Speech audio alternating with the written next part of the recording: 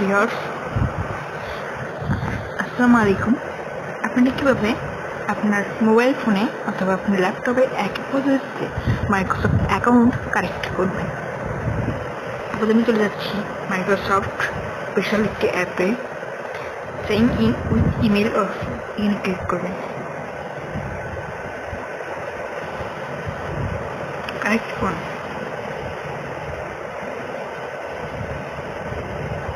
আমরা এটা জিমেল দিয়ে খুলতে চাচ্ছি, তাই get a new email address.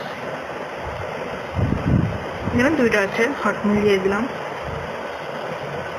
নাম দিয়ে দেবো।